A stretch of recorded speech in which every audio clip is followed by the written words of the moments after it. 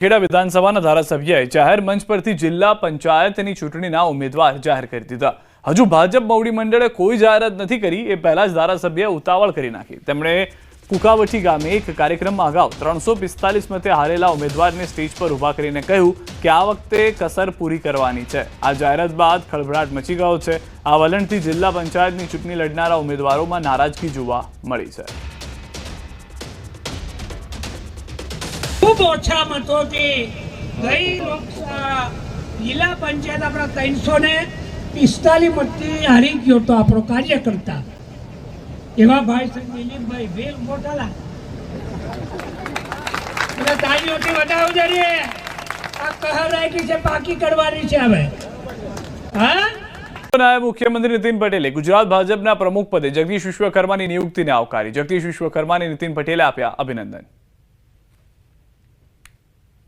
આજે જેને ગુજરાતના લાખો કાર્યકરો ઘણા સમયથી રાહ જોતા હતા એવા નવા પ્રદેશ પ્રમુખ શ્રી જગદીશભાઈ વિશ્વકર્મા નિમાયા છે, એમને હું અભિનંદન આપું છું। પહેલેથી જ આગળ વધી રહ્યું છે। વધુ માહિતી ન્યૂઝ 18 સંવાદદાતા ગૌતમ અમારી સાથે જોડાઈ ગયા છે। ગૌતમ, જે પહેલેથી ન્યૂઝ 18 ગુજરાતી કહેતું આવ્યું, જે પહેલેથી આપણે ચર્ચા કરતા આવ્યા તે પ્રમાણે નામ ઉપર મહોર લાગી, ઓબીસી ચહેરો, ઓબીસી નામ, સ્પષ્ટ વક્તા અને સ્વચ્છ છબી જેને પ્રભુત્વ આપ્યું છે, જેને વધારે આગળ વધારવાના પ્રયાસ કરવામાં આવ્યા છે। બિલકુલ હર હંમેશ ન્યૂઝ 18 દ્વારા વાત કરવામાં આવતી હતી કે હવે ઉત્તર ગુજરાતને આ પ્રતિનિધિત્વ મળવાનું છે અને તે હવે પૂરું થઈ રહ્યું છે। એટલે કે ઉત્તર ગુજરાતમાંથી આવતા, બનાસકાંઠામાંથી આવતા જગદીશ વિશ્વકર્મા જે છે તે આગામી પ્રદેશ પ્રમુખ બનવાના છે। આવતીકાલે વિધિવત રીતે તેઓ સુકાન સંભાળવાના છે અને તેને લઈને તૈયારીઓ જે છે તે પૂરજોશમાં ચાલી રહી છે। કમલમનો પાછળનો ભાગ જે છે કે ત્યાં અત્યારે આવતીકાલના શપથ ગ્રહણ સમારોહની તૈયારીઓ ચાલી રહી છે। મંડપ બાંધવાની શરૂઆત થઈ ચૂકી છે। મહત્વનું એ છે કે આવતીકાલે ઠીક 10 વાગે આ જે કાર્યક્રમ જે છે તે યોજાવાનો છે અને તેમાં ભારતીય જનતા પાર્ટીના મોવડી મંડળના નેતાઓ જે છે તેમને ઉપસ્થિત રહેવાનું ફરમાન પણ આપવામાં આવ્યું છે। મહત્વનું સાથે સાથે છે કે આ આવતીકાલે આયોજિત શપથ ગ્રહણ સમારોહમાં કેન્દ્રીય ચૂંટણી ઇન્ચાર્જ ડોક્ટર કે લક્ષ્મણજીની ઉપસ્થિતિ રહેવાની છે। ગુજરાત પ્રદેશના પ્રભારી અને કેન્દ્રીય મંત્રી ભૂપેન્દ્ર યાદવની વિશેષ ઉપસ્થિતિ જે છે તે યોજાવાની છે। કેન્દ્રીય જળશક્તિ મંત્રી CR પાટીલ જે છે તેમની ઉપસ્થિતિ છે, ભૂપેન્દ્ર પટેલની ઉપસ્થિતિ છે, સાથે સાથે તમામ કેબિનેટના મંત્રીઓ ગુજરાતના જે છે તેઓ પણ આની ઉપસ્થિતિમાં આ શપથ ગ્રહણ। જી ગૌતમ, તો વધુ માહિતી આપની પાસે મેળવતા રહીશું। હાલમાં જે દ્રશ્યો આપ જોઈ રહ્યા છો, તૈયારીઓ જે છે તે ચાલી રહી છે।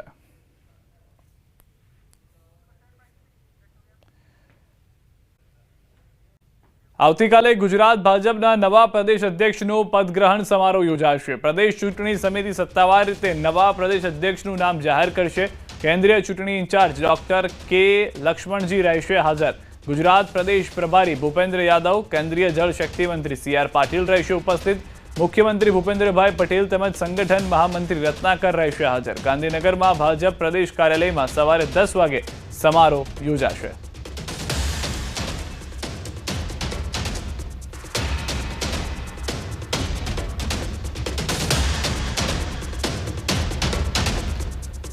તો પૂર્વ નાયબ મુખ્યમંત્રી નીતિન પટેલે ગુજરાત ભાજપના પ્રમુખ પદે જગદીશ વિશ્વકર્માની નિયુક્તિને આવકારી। જગદીશ વિશ્વકર્માને નીતિન પટેલે આપ્યા અભિનંદન।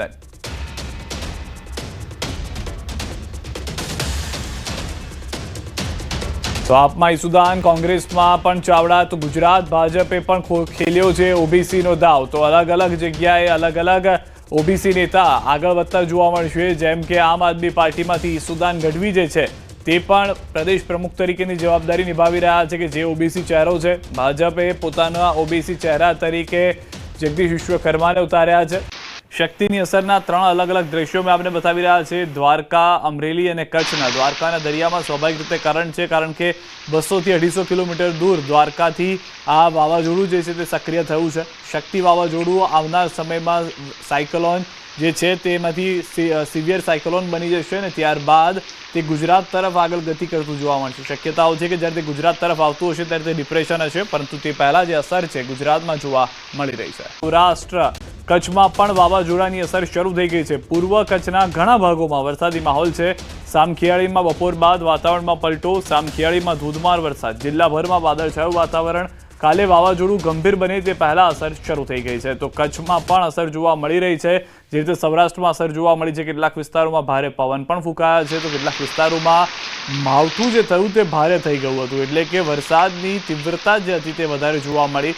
કચ્છથી પણ સમાચાર એ પ્રમાણેના મળી રહ્યા છે. શક્તિ વાવાઝોડું કે જે દરિયામાં જે ગુજરાતના તટીય વિસ્તારોને અસર કરી શકે છે તે અત્યારના અલગ અલગ વિસ્તારોમાં પણ જોવા મળી રહી છે. ગંભીર બને એ પહેલા અસર શરૂ થઈ ગઈ છે. વાવાઝોડું નજીક પહોંચતા ગુજરાતમાં અસર શરૂ. સૌરાષ્ટ્રના કેટલાક ભાગોમાં વરસાદી માહોલ. અમરેલીના વડિયા શહેર અને આસપાસના ગામોમાં વરસાદ. બપોરે વડિયા શહેરમાં ધોધમાર વરસાદ. સતત 6 દિવસથી વરસાદ પડતા ખેડૂતોમાં ચિંતા. વડિયા, મોરવાડા, હનુમાન, ખીજડીયા સહિતના આસપાસના ગામોમાં પણ વરસાદી માહોલ જે છે તે જોવા મળી રહ્યો છે. તો અમરેલીથી સમાચાર કે જ્યાં આગળ વરસાદ જે છે તે જોવા મળ્યો છે. કયા કયા વિસ્તારમાં વરસાદ છે, વધુ માહિતી ન્યૂઝ 18 સંવાદદાતા રાજન પાસેથી મેળવીશું. જી રાજન. ચોમાસાએ વિદાય લીધી છે, પરંતુ અમરેલી જિલ્લામાં હજુ ચોમાસાએ અડીંગો જમાયો તે પ્રકારે લગભગ છેલ્લા 8 દિવસથી સતત વરસાદ પડી રહ્યો છે. દરરોજ કોઈને કોઈ અલગ અલગ તાલુકાઓમાં વરસાદ છે. આજે પણ અમરેલી અને વડિયા તાલુકાઓમાં સારો એવો વરસાદ છે, જેના કારણે મગફળી અને કપાસના વાવેતરને ખૂબ વ્યાપક પ્રમાણમાં નુકસાન થાય. ખેડૂતો આ વરસાદને લઈને ચિંતિત છે. સિદ્ધાર્થ. રાજન, ફક્ત વરસાદ છે કે ભારે પવન પણ જોવા મળી રહ્યો છે? કારણ કે એવું પણ કહેવામાં આવી રહ્યું છે કે દરિયામાં એક શક્તિ નામનું વાવાઝોડું પણ સક્રિય થયું છે. બિલકુલ સિદ્ધાર્થ, કેટલાક વિસ્તારોમાં છૂટાછવાયા એવા ગામો છે જ્યાં ભારે પવન ફૂંકાઈ રહ્યો છે. થોડા દિવસ પહેલા જ દલખાણીયામાં મિની વાવાઝોડું ત્રાટક્યું હતું, જેના કારણે ઊભા પાકનો શોધ વળી ગયો હતો. કેટલાક મકાનોને પણ નુકસાન થયું હતું. આ જ પ્રકારની પેટર્નથી વરસાદ પડી રહ્યો છે. અનેક ગામોમાં પવન ફૂંકાવાના કારણે ખેડૂતોના કપાસ છે તે પણ ઢળી પડ્યા હોવાના સમાચારો મળી રહ્યા છે. જી સિદ્ધાર્થ. આભાર સમગ્ર માહિતી બદલ. તો અમરેલીની અંદર હાલમાં પરિસ્થિતિ એ છે કે અલગ અલગ વિસ્તારોમાં વરસાદ જોવા મળી રહ્યો છે. પ્રમાણેનો જે રૂટ છે તે પ્રમાણે આખો આ રૂટ જુઓ કે જેની અત્યારના ગતિ જે છે તે 72 કિલોમીટર પ્રતિ કલાકની ઝડપથી પવન ફૂંકાઈ રહ્યો છે તેવું કહેવામાં આવી રહ્યું છે. ત્યારબાદ સમય જતા શનિવારની આસપાસ જે છે તે દરિયામાં જ અહીંયા આગળ આપ જોશો દ્રશ્યની અંદર તો જોવા મળશે કે દરિયામાં વધુ આગળ જતી જોવા મળી રહી છે. ને ત્યારબાદ રવિવારનો સમય છે બપોરના 12 વાગ્યાનો અને સોમવારનો રાતના 12 વાગ્યાનો સમય. એટલે આ પકડીને ચાલો કે રવિવારના જ રાતના સમય સુધીમાં આ જે પવનની ગતિ છે તે એકદમ વધીને આગળ જતી જોવા મળશે. આજે આખું વાવાઝોડું જે શક્તિ તેનો આ નિર્ધારિત રૂટ જે છે તે IMD તરફથી બતાવવામાં આવી રહ્યો છે. IMD પ્રમાણે આ રીતની પરિસ્થિતિ હોઈ શકે છે. ગુજરાત જે છે તે અત્યારના અહીંયા છે અને ગુજરાતથી દૂર દરિયાની અંદર આ જે શક્તિ વાવાઝોડું છે તે બની ચૂક્યું છે. ત્યારબાદ તે સિવિયર સાયક્લોન બનશે. એટલે કે વાવાઝોડામાંથી સિવિયર સાયક્લોનમાંથી સિવિયર સાયક્લોન બનશે. હવે અહીંયા આગળ જે IMD 2 થી 3 દિવસનું અનુમાન આપી રહ્યું છે તેની સાથે સાથે અમે ECMWF વેધર મોડેલ પણ જોઈ રહ્યા છે કે જેનું અનુમાન આગામી 2-3 દિવસથી પણ વધુ જોવા મળી રહ્યું છે. કઈ રીતે તો એ જણાવું તો આપે જે જોયું તે પ્રમાણે મંડે સુધીમાં અહીંયા સુધીની આગાહી છે કે આ જે વાવાઝોડું જે છે તે અહીંયાથી આગળ જઈ અને પછી દરિયા કિનારામાં આવે તે પહેલા દરિયા પાસે અંદર જ આ આપ જોશો અહીંયા આગળ આ અત્યારના વાવાઝોડાની પરિસ્થિતિ છે જે આગળ જઈ અને મારે છે યુટર્ન. સોમવારે તેનો યુટર્ન જોવા મળી રહ્યો છે અને ત્યારબાદ સ્વાભાવિક રીતે જ આ વાવાઝોડું જે છે તે નબળું પડી જશે. આગળ જેમ જેમ સમય જશે તેમ તેમ ડિપ્રેશન જોવા મળી શકે છે. હજી તે કહેવું થોડું વહેલું છે, પરંતુ તે યુટર્ન મારી અને અહીંયાથી આપ જોશો તો આ ગુજરાતના દરિયા કિનારાના વિસ્તારો અને 9મી તારીખ સુધીમાં તે યુટર્ન મારી અને ગુજરાતના દરિયા કિનારાના વિસ્તારોની ખૂબ જ નજીક આવી જશે. જે શરૂઆતનો પોઈન્ટ હતો તે ફરી એક વખત ફરીને ત્યાં આગળ આવી રહ્યું છે. માનવામાં તેવું પણ આવી રહ્યું છે કે વાવાઝોડું જે અહીંયાથી પાછું આવી રહ્યું છે તો શક્યતાઓ છે કે પેલી તરફ જે છે તે ઓમાન તરફ એક એન્ટી સાયક્લોન હોય જેના કારણે આ ધક્કો વાગી રહ્યો છે અહીંયાથી અને તે ફરી અને પોતાના જે નિર્ધારિત રૂટ ECMWF વેધર મોડેલ બતાવી રહ્યું છે તે પ્રમાણે અહીંયા દ્રશ્યમાં આપ જોશો તો તે ત્યાંથી ફરી અને પાછું આવી રહ્યું છે અને સોમવાર મંગળવાર થતા એમ કરતા ગુરુવાર સુધીમાં તે ગુજરાતના દરિયા કિનારાના જે વિસ્તારો છે તેની ખૂબ જ નજીક પહોંચી જાય તે પ્રમાણેની પરિસ્થિતિ જોવા મળી રહી છે. વાવાઝોડા અંગે ખૂબ મોટા સમાચાર. 24 કલાકમાં વાવાઝોડું ગંભીર બનવાની સંભાવના છે. ગુજરાત નજીક સર્જાયું છે શક્તિ વાવાઝોડું. દ્વારકાથી 250 કિલોમીટર દૂર સર્જાયું છે વાવાઝોડું. દરિયામાં પવનની ગતિ અંદાજે 65 કિલોમીટર પ્રતિ કલાકની. 24 કલાકમાં ગંભીર વાવાઝોડું બનવાની સંભાવના.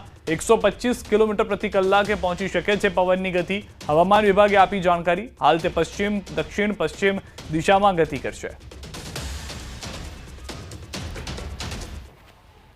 पिछले आधे घंटे में ही आईएमडी ने घोषित किया है कि जो डीप डिप्रेशन है वो अभी साइक्लोन शक्ति बन चुका है और अगले 24 से 48 घंटे में ये अभी धीरे धीरे दक्षिण पश्चिमी दिशा की ओर जाएगा, यानी कि गुजरात से दूर जाएगा।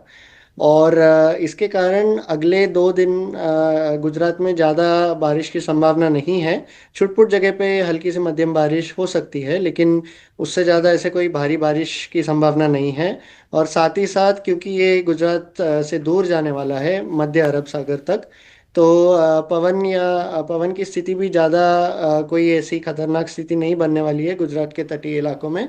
लेकिन हाँ, कुछ 40 या 50 किलोमीटर प्रति घंटे की पवन की लहर चल सकती है। 5 तारीख को, यानी कि अभी अगले 48 घंटे के आसपास में जब ये सिस्टम उत्तर मध्य अरब सागर तक पहुंचेगा तो एक बहुत ही दक्षिण की ओर आने वाली वेस्टर्न डिस्टरबेंस की ट्रफ, जो अक्टूबर में हम खास करके देखते नहीं है इतने जल्दी अक्टूबर में, बट ऐसी एक ताकतवर डब्ल्यूडी की ट्रफ उसे फिर से उसकी दिशा बदलेगी और वो साइक्लोन को फिर से यू टर्न करके सौराष्ट्र की ओर खींचने वाला है। 5 तारीख से चालू हो गए, तो जब ये चालू होगा तो 6-7 तारीख के आसपास तक भले ही सिस्टम साइक्लोन नहीं रहने वाला है, एक डिप्रेशन के रूप में फिर से सौराष्ट्र की ओर 7 तारीख तक पहुंच सकता है।